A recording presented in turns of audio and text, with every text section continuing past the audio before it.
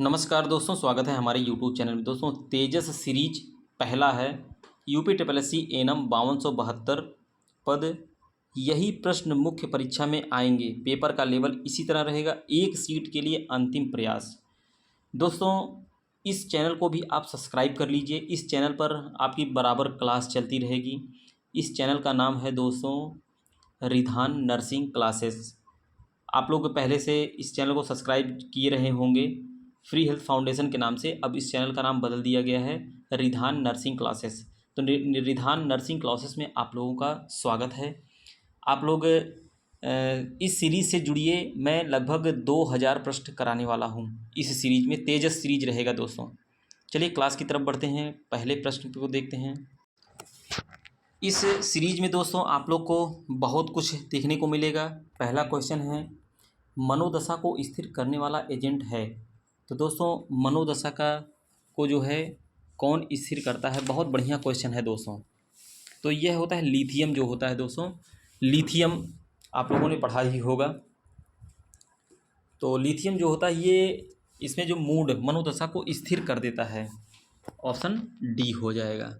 ऐसे प्रश्न आप लोग को क्वेश्चन जो है देखने को मिलेंगे मुख्य परीक्षा में। और तेजस सीरीज से ज़्यादा लोग जुड़िए, वीडियो को शेयर करिए। दूसरा क्वेश्चन है दोस्तों, आत्महत्या की प्रवृत्ति वाले व्यक्तियों के संबंध में कौन सा तथ्य सही है? तथ्य की बात हो रही है। तो दोस्तों ऑप्शन सी वाला जो है सही है। अधिकांश आत्महत्या वाले व्यक्ति मरने व जीने के संबंध में अनिर्णय की स्थिति में रहते हैं। ऑप्शन सी हो जाएगा। नेक्स्ट पे चलते हैं। क्वेश्चन नंबर तीसरा है, मैं नहीं प्रतिक्रिया मृत्यु की कौन सी अवस्था में दिखाई देती है? ऐसे प्रश्न आपको देखने को मिलेंगे दोस्तों। मैं नहीं प्रतिक्रिया मृत्यु की कौन सी अवस्था में दिखाई देती? तो इनकार दोस्तों, डेनियल जिसको बोलते हैं। ऑप्शन सी हो जाएगा। क्वेश्चन नंबर 4 पे चलते हैं। मैनिक एपिसोड में मनोदशा में एक बहुत गंभीर चरम सीमा है दोस्तों। चरम सीमा तो वह है दोस्तों एक्सल्टेशन, जिसको अतिशयोक्ति कहते हैं। ऑप्शन सी हो जाएगा। क्वेश्चन नंबर 5 पे चलते हैं। सामाजिक रूप से अस्वीकार प्रवृत्ति को अधिक योजक गतिविधियों की ओर मोड़ना कहलाता है। तो सब्लिमेशन उदातीकरण कहलाता है दोस्तों। ऑप्शन ए हो जाएगा। दोस्तों, इस तेजस सीरीज में 2000 प्रश्न आपको कराए जाएंगे। तो आप लोग ज़्यादा से ज़्यादा जुड़ें। निम्नलिखित में से कौन सा उदातीकरण मतलब सब्लिमेशन का एक उदाहरण है? तो यह है दोस्तों एक युवा जो कि फुटबॉल खेलकर आक्रामकता से निपट रहा है। ऑप्शन सी हो जाएगा। दोस्तों, यहाँ पर डी और ई की बात कर रहा है। क्वेश्चन नंबर जो 7 है, कह रहा कि डी और ई की जटिलता मतलब कॉम्प्लिकेशन है। अत्यधिक रुधिरस्राव ये भी सही है। परफोरेशन ये भी सही है। सेप्सिस ये भी सही है। मतलब विटामिन डी और विटामिन ई की बात जहाँ तक हमको लग रहा है ये कर रहा है, यानी सभी हो जाएंगे। ऑप्शन डी हो जाएगा। 8वां क्वेश्चन है दोस्तों, निम्न में से महिलाओं में होने वाले सबसे सामान्य बिनाइल ठोस ट्यूमर कौन सा होता है? तो दोस्तों ये सर्वाइकल कैंसर जो होता है यही सबसे होता है। मोस्ट इंपॉर्टेंट, इसको रट लीजिएगा। Question number 8वां। नेक्स्ट पे चलते हैं।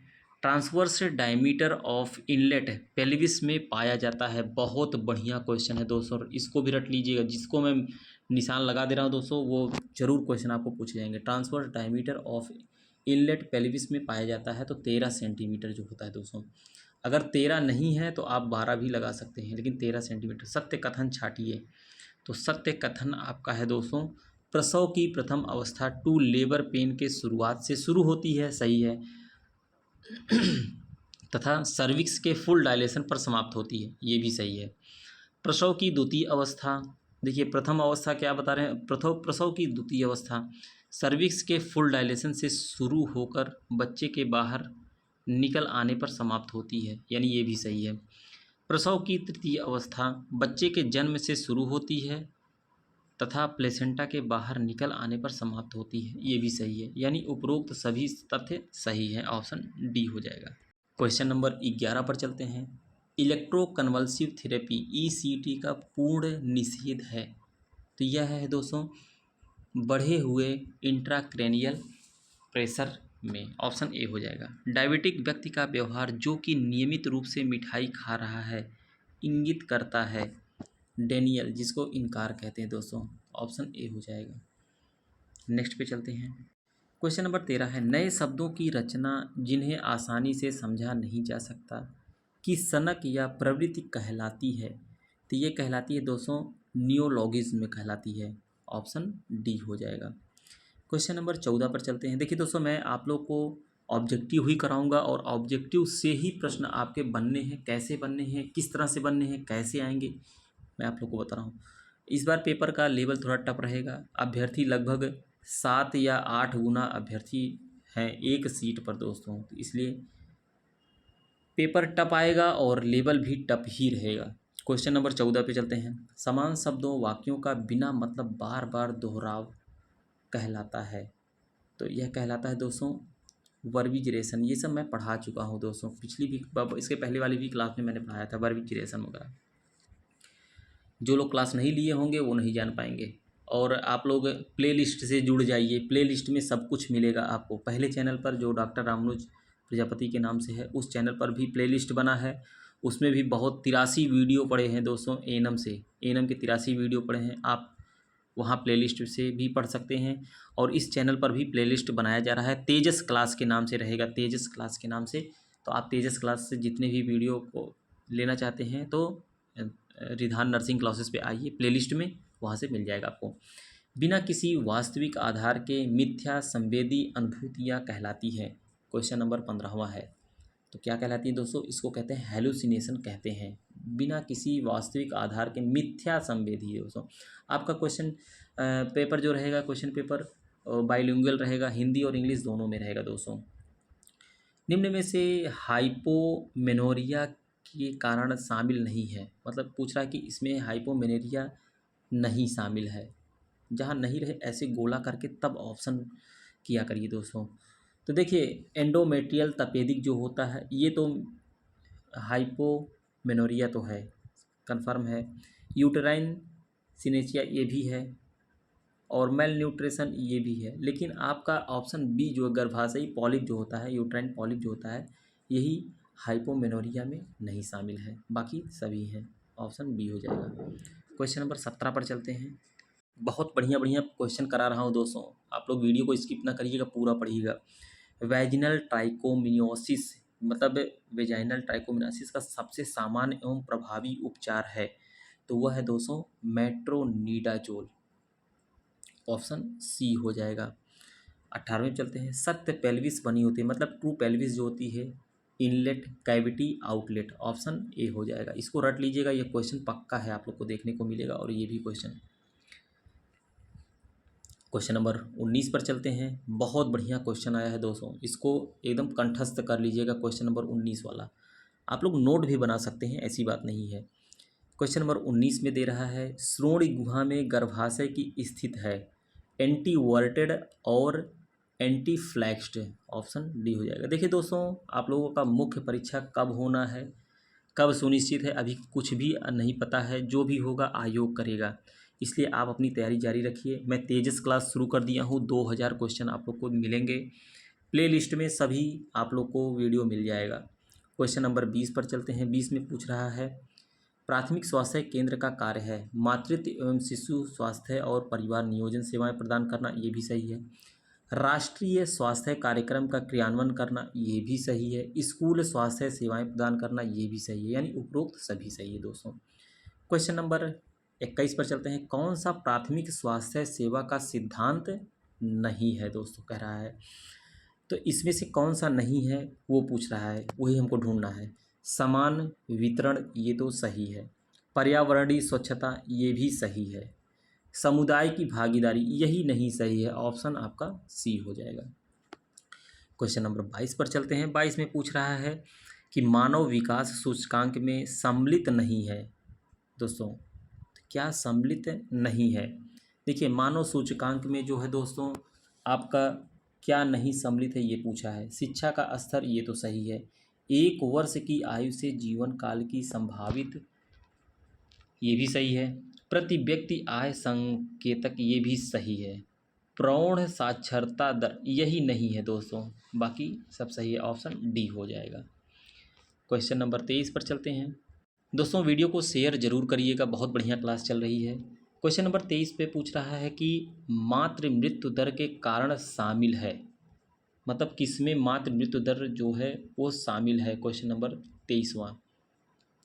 गर्भावस्था की विषाक्तता, ये भी सही है, शामिल है। बहुत जल्दी या बहुत देरी से गर्भ धारण करना, ये भी सही है। गर्भावस्था के दौरान कुपोषण, ये भी सही है, यानी उपरोक्त सभी सही है दोस्तों। क्वेश्चन नंबर 24 पर चलते हैं। देश का महत्वपूर्ण स्वास्थ्य संकेतक स्तर है 24वां। तो कौन कौन सा है दोस्तों?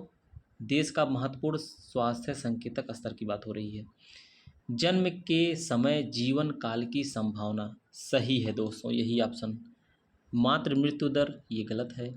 कुल प्रजनन दर, ये भी गलत है। नवजात मृत्यु दर, ये भी गलत है दोस्तों, यानी आपका ऑप्शन ए हो जाएगा। क्वेश्चन नंबर 25 पे चलते हैं। निम्नलिखित में से स्वयं सहायता स्वास्थ्य एजेंसी वॉलंटरी हेल्थ एजेंसी नहीं है दोस्तों, पूछ रहा है। वॉलंटरी हेल्थ एजेंसी नहीं है 25वां क्वेश्चन। तो देखिए दोस्तों, इसमें इंडियन रेड क्रॉस सोसाइटी, ये तो है। हिंद कुष्ठ निवारण संघ, ये भी है। टीबी एसोसिएशन ऑफ इंडिया, ये भी सही है। इंडियन नर्सिंग काउंसिल, यही नहीं है दोस्तों, ये एक अपनी एक अलग से काउंसिल है। ऑप्शन डी हो जाएगा, इसमें नहीं पूछा हुआ है। इंडियन रेड क्रॉस सोसाइटी कब स्थापित की गई थी? क्वेश्चन नंबर 26 है, बहुत बढ़िया। तो सन 1920 में स्थापित की गई थी, ऑप्शन ए हो जाएगा। ये सब बाकी जो है गलत है दोस्तों। क्वेश्चन नंबर 27 पर चलते हैं। 27 में पूछ रहा है, प्रसव पूर्व गर्भवती महिला धूम्रपान करती है तो हो सकता है, तो क्या हो सकता है दोस्तों? कोरेक्शन ऑफ एओर्टा, नहीं होगा, ये गलत है। कम वजन के नवजात का जन्म, ये भी गलत है दोस्तों। मैक्रोसोमिया, ये भी गलत है। क्या हो सकता है? एक्रोमिगैली होगा दोस्तों। अगर प्रसव पूर्व मतलब प्रेग्नेंट महिला अगर धूम्रपान करती है, जैसे सिगरेट पीना, बीड़ी पीना, तंबाकू पीना, ये सब करती है, तो एक्रोमिगैली हो सकता है। बच्चों के निर्जलीकरण का विश्वसनीय संकेतक नहीं है, जहाँ पर नहीं आया ऐसे गोला कर दीजिएगा, उसके बाद लगाइएगा। क्वेश्चन नंबर 28 है, तो क्या नहीं है? देखिए दोस्तों, संकेतक, विश्वसनीय संकेतक कौन सा नहीं है और है कौन सा? स्फीत त्वचा, ये तो है। मुख की शुष्क म्यूकोसा, ये भी है। अल्प मूत्रता, ये भी है। प्यास, यही नहीं है दोस्तों, ऑप्शन डी हो जाएगा। 1 से 6 माह के शिशु में डायरिया के लिए आरंभिक तरल है, बहुत बढ़िया क्वेश्चन है। 29वां। तो 1 से 6 माह के जो बच्चे होते हैं उनको ORS घोल दिया जाता है। अक्सर कहा जाता है कि ORS का घोल दिया जाए। नमक का पानी गलत, डेक्स्ट्रोज गलत है, शक्कर का पानी, ये सब नहीं देना चाहिए, ORS देना चाहिए। 30वां क्वेश्चन है दोस्तों। 30वां में पूछ रहा है, 1 से 6 माह के शिशु को प्रतिदिन थायमीन की कितनी खुराक मिलनी चाहिए? थायमीन की पूछ रहा है दोस्तों। 0.1 मिलीग्राम प्रतिदिन, गलत है। 0.5, ये भी गलत है। 0.2, यही सही है दोस्तों, बाकी आपके 3 गलत हैं। उपकेंद्र के अंतर्गत आबादी है, मतलब सब सेंटर की बात हो रही है, तो दोस्तों 3000 से 5000, ऑप्शन ए हो जाएगा। इसको रट लीजिएगा दोस्तों, ये पूछा जाएगा क्वेश्चन, मोस्ट इम्पॉर्टेंट है, उपकेंद्र की बात है।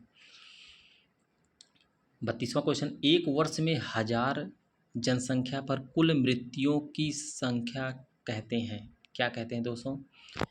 एक वर्ष में 1000 जनसंख्या पर कुल मृत्युओं की संख्या को क्या कहते हैं? 32वां क्वेश्चन है।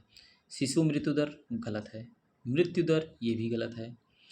पेरिनेटल मृत्यु दर, ये भी गलत है, ऑप्शन ए हो जाएगा, मातृ मृत्यु दर होता है दोस्तों। भारत में मानव विकास का इंडेक्स है, 33वां क्वेश्चन, तो कौन सा है दोस्तों?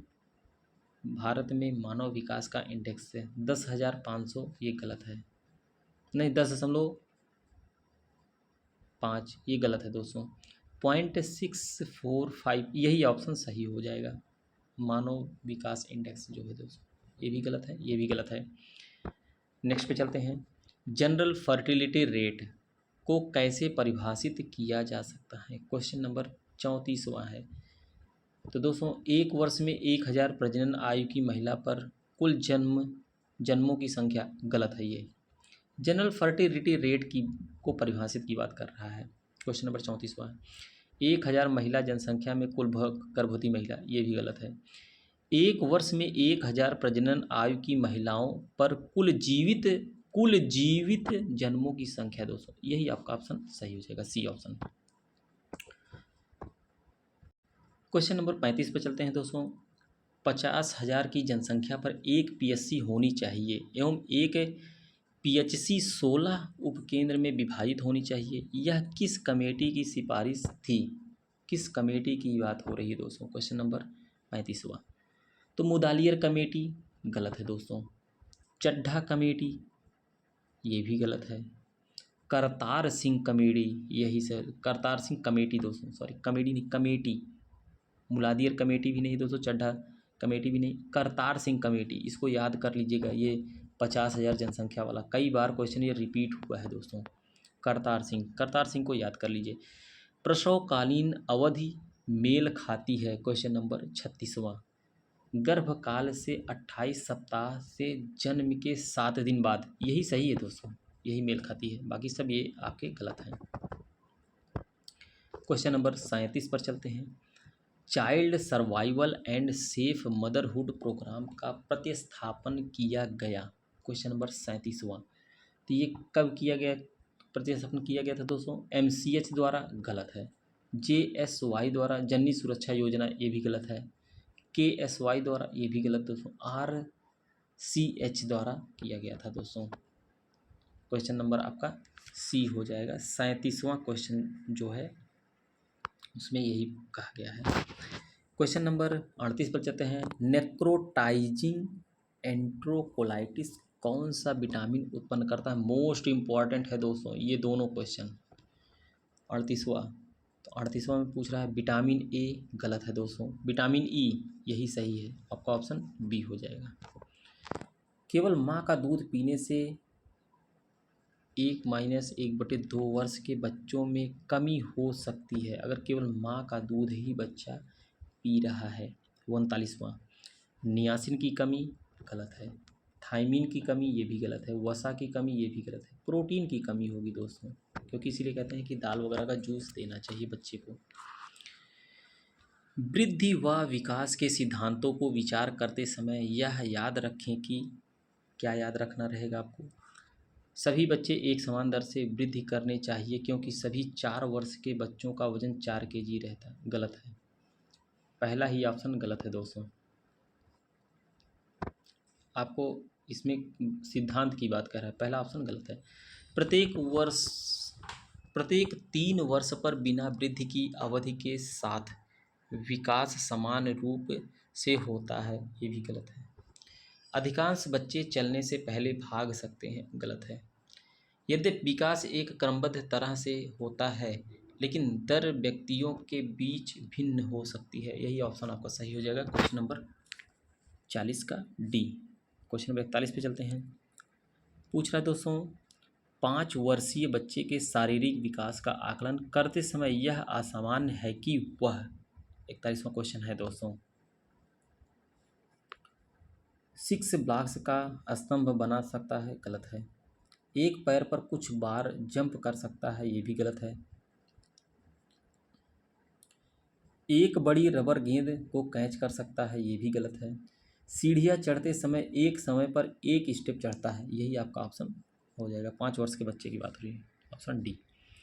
42 पर चलते हैं। चिकित्सीय लक्षण जो कि मरीज की निकट मृत्यु की ओर इंगित करते हैं, क्वेश्चन नंबर 42वां है। तो यह होता है दोस्तों बढ़ा हुआ बीपी, पल्स एवं श्वसन दर, गलत है। दर्द जो कि मॉर्फिन की अल्प मात्रा द्वारा आसानी से नियंत्रित किया जाता है, ये भी गलत है। पूछ रहा है कि लक्षण बताइए जो मरीज के निकट मृत्यु की ओर इंगित करता है। एपनिया एवं अनियमित श्वसन दर, यही होगा ऑप्शन सी आपका। एपनिया या श्वसन दर अनियमित हो, यही इंगित करता है मृत्यु की ओर इंगित। क्वेश्चन नंबर 43 कहते हैं। मानक सावधानियों के अनुसार सुरक्षात्मक IVR मतलब IVR के प्रयोग की आवश्यकता है। मानक सावधानियों के अनुसार IVR मतलब आँख में जो पहन सकते हैं, सावधानी की बात हो रहा है, सुरक्षा की बात हो रहा है दोस्तों। क्वेश्चन नंबर 43वां। एक घाव से रुधिर निकल रहा हो, गलत। शारीरिक द्रव के छींटों का जोखिम, यही सही है दोस्तों, और बाकी ये सब गलत है। नेक्स्ट पे चलते हैं 44वां। निम्नलिखित में से कौन से कार्य के लिए रजिस्टर्ड नर्स की आवश्यकता नहीं बल्कि घरेलू स्वास्थ्य सहायक को दिया जा सकता है? बहुत बढ़िया क्वेश्चन आया है दोस्तों। ये आपके माइंड का है, समझने का है। औषधियों के बारे में मरीज को शिक्षित करना, यही आपका ऑप्शन होगा, सही हो जाएगा। क्वेश्चन नंबर 45 पर चलते हैं दोस्तों। आकलन का प्रकार जिसमें मरीज की वर्तमान स्थिति की तुलना पूर्व में प्राप्त किए गए बेसलाइन डाटा से की जाती है, क्या कहलाता है? क्वेश्चन नंबर 45वां है। आपातकालीन आकलन गलत है। प्रारंभिक आकलन ये भी गलत है। समस्या केंद्रित आकलन ये भी गलत है। टाइम लेफ्ट पुनराकलन, ऑप्शन डी हो जाएगा। स्वमूल्यांकन का एक रूप जो कि नर्स को वैयक्तिक कार्य संपादन के आकलन एवं प्रैक्टिस के मापदंड के बारे में फैसला लेने में सहायता करता है। 46वां है दोस्तों। तो वह क्या होता है? रिकॉल्सेशन ये भी गलत है। रिग्रेशन ये भी गलत है। रिफ्लेक्शन ये भी गलत है। तो क्या होगा दोस्तों? रिप्रेशन, ऑप्शन ए हो जाएगा। वर्निक रोग एवं बेरी बेरी के प्रबंध में सम्मिलित है। क्वेश्चन नंबर 47वां। तो ये थायमीन देना दोस्तों, बेरी बेरी के लिए जो होता है विटामिन बी, सभी को पता है। 48 पर चलते हैं। आयरन का सबसे संपन्न स्रोत, मोस्ट इम्पॉर्टेंट है दोस्तों। क्वेश्चन नंबर 48वां आयरन का पूछ रहा है 48वां में दोस्तों।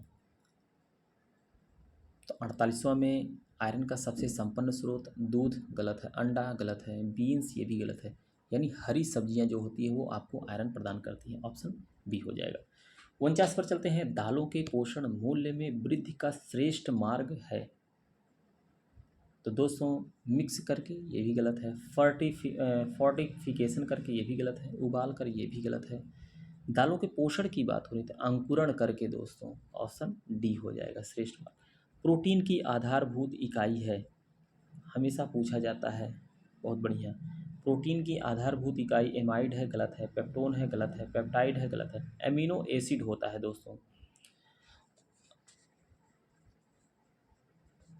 क्वेश्चन नंबर 51 पर चलते हैं।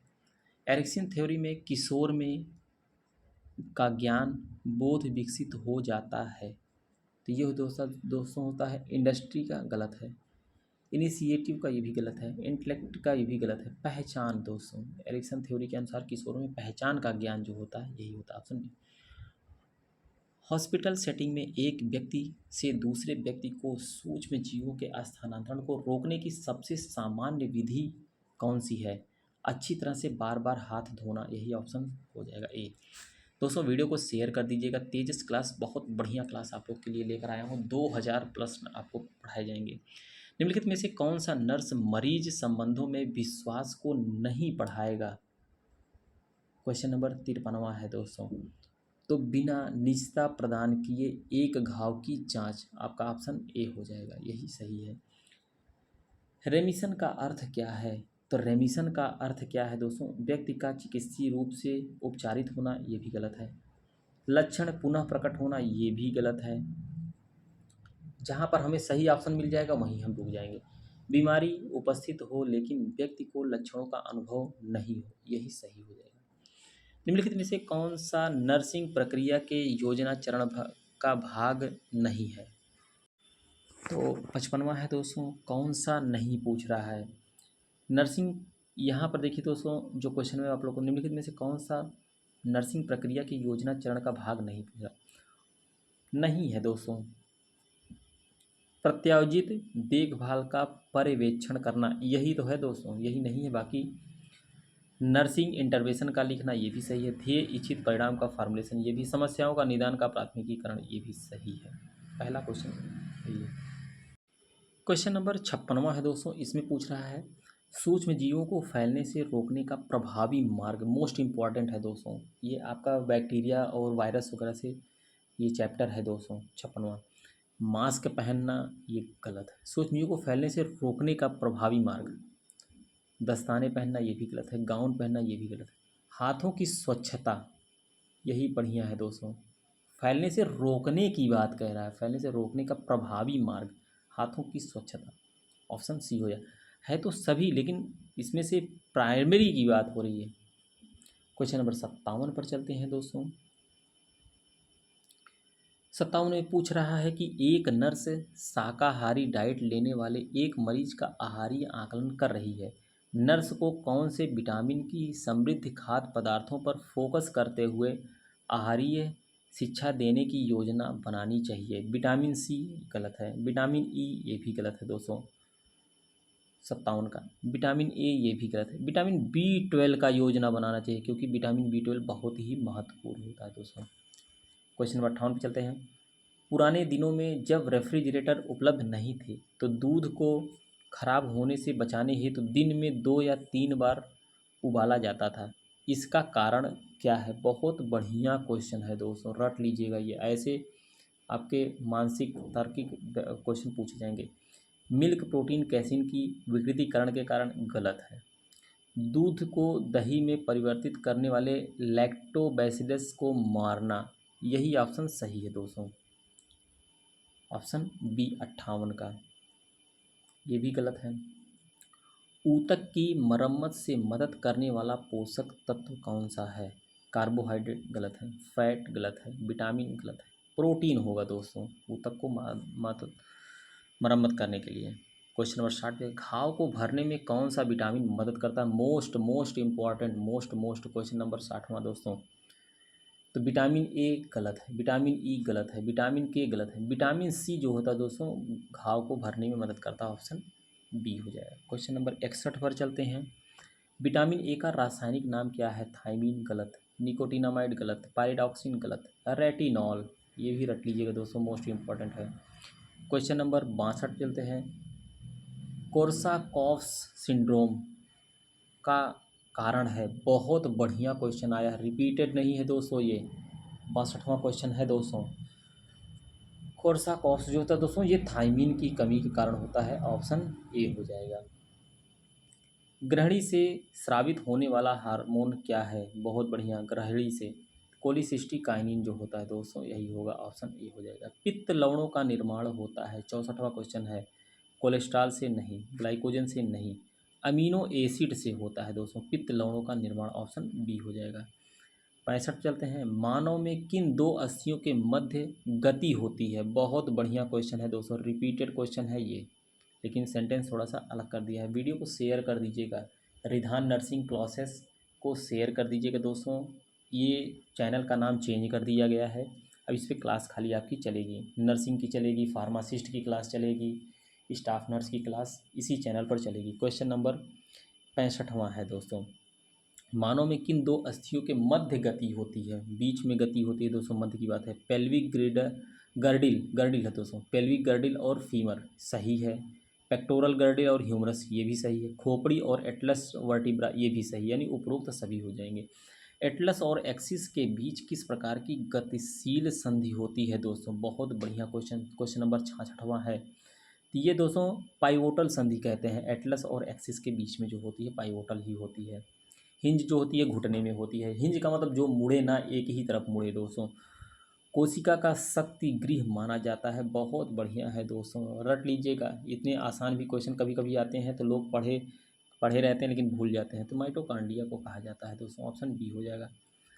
एक प्रोटीन है जो कोशिकीय कंकाल के निर्माण में सम्मिलित होती है, तो कोशिकीय कंकाल में कौन सा सम्मिलित होता है? तो दोस्तों ये होता है एल्बुमिन नहीं, फाइब्रोनेक्टिन ये भी नहीं है, फाइब्रिन ये भी नहीं, एक्टिन जो होता है, एक्टिन एक प्रोटीन है जो कोशिकीय कंकाल में निर्माण में सम्मिलित होता है। क्लास कैसी है दोस्तों आप लोग ज़रूर बताइएगा, शेयर कर दीजिएगा, लाइक ज़रूर कर दीजिएगा, एक लाइक ज़रूर करिएगा दोस्तों। लाइक की संख्या बहुत कम है दोस्तों, आप लोग लाइक नहीं करते हैं। इतनी मेहनत से आप लोग के लिए क्लास लेकर आया हूँ मैं। 2000 क्वेश्चनों का संग्रह है दोस्तों, तेजस क्लास, फिर उसके बाद मैं समर्पण क्लास चलाऊँगा, तेजस के बाद फिर समर्पण क्लास चलेगा आप लोगों का, उसमें भी काफ़ी क्वेश्चन कराऊँगा। मेरे चैनल से पिछली बार दोस्तों 9212 पर जो आए थे, 3000 प्लस अभ्यर्थी जो है सिलेक्ट हुई हैं, इसलिए अब आपकी बारी है। गुच्छासन कोशिकाएं मतलब जक्स्ट्रा ग्लोमेरुलर सेल JGC स्रावित करती है, 69वां क्वेश्चन है दोस्तों। तो यह किससे स्रावित होता है? एनफ से नहीं दोस्तों, एरिथ्रोपोइटिन से, इससे होता है, रेनिन से होता है, यानी ऑप्शन डी हो जाएगा, दोनों से होता है। कौन सा अंग मध्य गर्भावस्था से पूर्व गर्भावस्था शिशु में हेमेटोपोइसिस के लिए प्राथमिक स्थल है? तो दोस्तों देखिए, हेमेटोपोइसिस की बात आ रही है तो लीवर आपका यकृत जो होता है यही होता है, ऑप्शन ए हो जाएगा। क्वेश्चन नंबर 71 पर चलते हैं। संपूर्ण दुनिया में सामान्यतः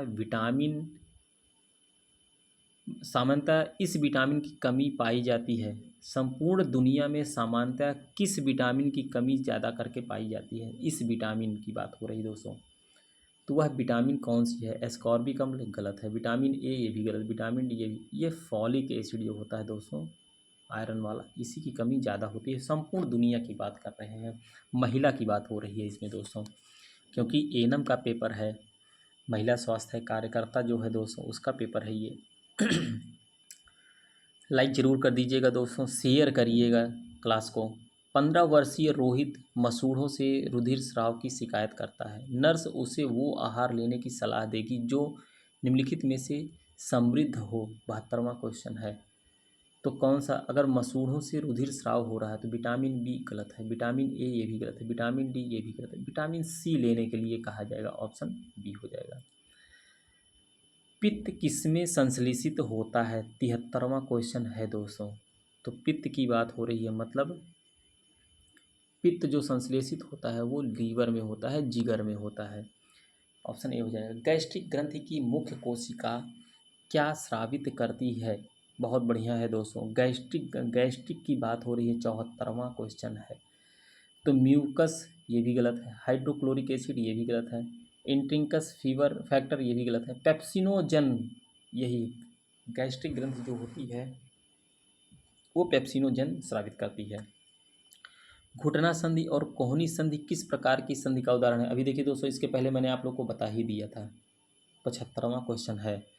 सैंडल जॉइंट ये भी गलत है, घुटना और कोहनी की बात हो रही है दोस्तों। पाइवोटल संधि ये भी गलत है, बॉल एंड सॉकेट ये भी गलत है, हिंज जॉइंट हिंज जो होता है दोस्तों ये पाया जाता है, ऑप्शन डी हो जाएगा। 76 पर चलते हैं। मनुष्य में हाथ तथा कलाई अस्थि के बीच की संधि को क्या कहते हैं? हाथ और कलाई की बात हो रही दोस्तों, सैडल होगी ये भी गलत है, पर्टल ये भी गलत है, हिंज ये भी कहते हैं, ग्लाइडिंग संधि होती है दोस्तों, हाथ और कलाई की बात हो रही है, ऑप्शन डी। 77 पर चलते हैं। प्रोटीन संश्लेषण एक कार्य है, गॉल्जी उपकरण का गलत है, खुरदरी एंडोप्लाज्मिक रेटिकुलम, यही ऑप्शन सही हो जाएगा आपका, ऑप्शन बी। क्वेश्चन नंबर 78 पर चलते हैं। एट्रियल नेट्रियूरेटिक कारक स्रावित होता है, क्वेश्चन नंबर 78वां है दोस्तों। किससे स्रावित होता है दोस्तों? ग्राफियन पोटिका गुहा से, गलत है। हृदय की आलिंद भित्ति से होता है, ऑप्शन बी हो जाएगा। एरिथ्रोपोएटिन का कार्य है 79, एरिथ्रोपोएटिन का कार्य है एरिथ्रोपोइसिस को प्रेरित करता है, ऑप्शन ए हो जाएगा। क्वेश्चन नंबर 80 पर चलते हैं। रुधिर में इस पदार्थ की कमी के कारण शरीर का एडिमा होता है, ओडिमा दोस्तों, ओडिमा किसकी कमी के कारण जो है? बहुत बढ़िया क्वेश्चन है दोस्तों, 80 वाला क्वेश्चन। तो एल्बुमिन की कमी अगर है तो ओडिमा हो जाता है दोस्तों, एडिमा जो होता है। डायलिसिस इकाई में जो तरल भरा होता है वह लगभग प्लाज्मा जैसी ही होता है, इनमें अंतर केवल यह होता है कि तरल में ग्लूकोज की मात्रा अधिक होती है, गलत। यूरिया की मात्रा होती है, गलत। यूरिया नहीं होती है दोस्तों, यही सही हो जाएगा। क्वेश्चन नंबर 82 पर चलते हैं दोस्तों। टिटनेस का कारक जीव, मोस्ट इम्पॉर्टेंट, रट लीजिए इसको, 82वां क्वेश्चन है। तो टिटनेस का कारक जीव है, जहां हमें सही ऑप्शन मिलेगा हम वहीं रुक जाएंगे। क्लास्ट्रीडियम टिटेनी, यही ऑप्शन सही है आपका, पहला ही। ट्यूबरक्लोसिस, देखिए दोस्तों पढ़िएगा आप, चारों ऑप्शन जो सही लगे वही लगाइएगा। ट्यूबरक्लोसिस के सामान्य लक्षण के अंतर्गत सम्मिलित नहीं है, 83वां क्वेश्चन है। सम्मिलित नहीं की बात यहाँ पर आ गया है, तो ट्यूबरक्लोसिस में कौन सा शामिल नहीं होता है? 3 सप्ताह या अधिक खांसी, कभी कभार रुधिर वक्त युक्त बलगम, ये सही है। बुखार विशेषतया रात को, ये भी सही है। वजन में वृद्धि, यही गलत है दोस्तों, ऑप्शन सी। भूख में कमी, ये भी सही है। ट्यूबरक्लोसिस वाले पेशेंट को वजन में वृद्धि नहीं होती है दोस्तों, यही आपका ऑप्शन 83 का सी गलत है। 84 पे चलते हैं। मेंटॉक्स टेस्ट सार्थक रूप से पॉजिटिव माना जाता है जब एरिथ्मिया की माप होती है, 84वां क्वेश्चन है। तो 5 से 10 mm गलत है, 10 से 14.9 mm, ये भी दोस्तों गलत है। 15 mm या अधिक, यही सही है, ऑप्शन सी हो जाएगा। 85, निम्नलिखित में से तीव्र वृद्धि करने वाला बैक्टीरिया, तीव्र वृद्धि करने वाला बैक्टीरिया कौन सा है? माइकोबैक्टीरियम गार्डेनी गलत है। माइकोबैक्टीरियम बोविस ये भी गलत है। माइकोबैक्टीरियम एवियम ये भी गलत है। माइकोबैक्टीरियम एब्सिसिस, यही ऑप्शन आपका डी वाला जो है, बहुत तेज़ी से यह बैक्टीरिया वृद्धि करता है, दिन दूना रात चौगुना के हिसाब से। आयुष क्या है दोस्तों? बहुत बढ़िया क्वेश्चन, ये पूछा हुआ क्वेश्चन है, रिपीटेड है और पक्का है, आप लोग के पेपर में आएगा। 86वां क्वेश्चन है दोस्तों। सभी चिकित्सा पद्धतियों का मिलान गलत है। सभी चिकित्सा पद्धतियों के विशेषज्ञ का सम्मेलन, ये भी गलत है। सभी चिकित्सा पद्धतियों का एक साथ एक छत के नीचे लाना, यही सही है, ऑप्शन सी हो जाएगा 86 का। 87 पर चलते हैं। निम्न में से एथेरोस्क्लेरोसिस हेतु खतरे का कारक नहीं है दोस्तों, पूछ रहा है। कम वसायुक्त आहार, यही जो है दोस्तों आपका हो जाएगा ऑप्शन ए। धूम्रपान, दबाव, मोटापन, ये सब जो है आर्थ्रोस्क्लेरोसिस का है, लेकिन यही आप पहला नहीं है दोस्तों। 88 पर चलते हैं।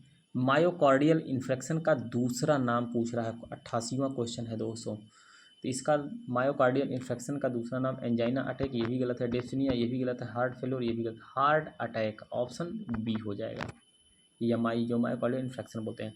निम्न में से कौन सा रोग व्यावसायिक श्वसन रोग है? 89 वाला। तो व्यावसायिक श्वसन रोग, श्वास रोध, ये भी गलत है। फेफड़े का कैंसर, ये भी गलत है।